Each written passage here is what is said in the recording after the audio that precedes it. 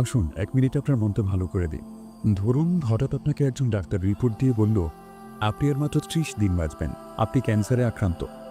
ঠিক শেষ পর্যায়ে। এটা শুধু আপনি জানেন। আপনার পরিবার কিংবা বন্ধু-বান্ধব কেউই জানে না। এখন এই রিপোর্ট পাওয়ার পর আপনি বাসায় গেলেন। প্রতিদিনের মতো আজকেও আপনার বাবা আপনাকে বকাঝকা শুরু করল। তোকে দিয়ে কিছু হবে না রে। সারাদিন কোথায় কোথায় থাকিস, তুই অকাজের ছেলে, ইত্যাদি ইত্যাদি। মধ্যবিত্ত বাবার যেমন কথা হয়, আর তখন কি প্রতিদিনের মতো আজও আপনি তর্ক শুরু করবেন?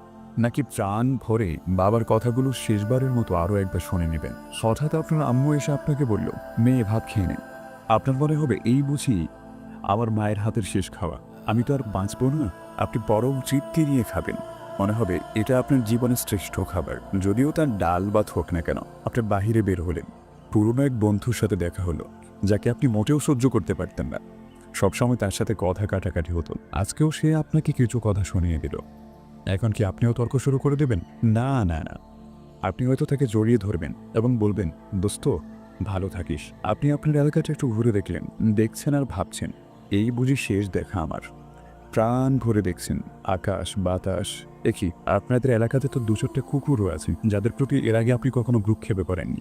আজ তাদেরকে মন ভরে দেখলেন। কুকুরগুলোকে আপনি দোকান থেকে কিছু কিনে খাওয়ালেন। এলাকার যেই মুরব্বীদের দেখলে আপনি দূরে সরে যেতেন, এখন তাদের দিকে এগিয়ে গিয়ে সালাম মোসাফা করে বললেন, চাচা আমার শরীরটা ভালো নেই, আমার জন্য দোয়া করবেন। কখনো ভুল করে থাকলে ক্ষমা করে দেবেন।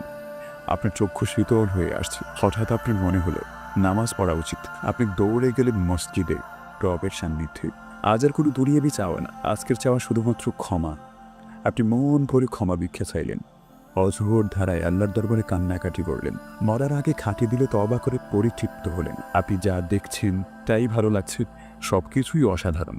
আহা, শিশির ভেজা সাত সকাল কতই না সুন্দর, দুপুর কত সুন্দর, বিকেল কত মনাবিল, রাত কত মনোমুগ্ধকর, বাতাস সুন্দর, জ্যোৎস্না সুন্দর, মানুষগুলো কত সুন্দর, কুকুরগুলোও সুন্দর, সব কিছু সুন্দর, কিন্তু আমি থাকবো না।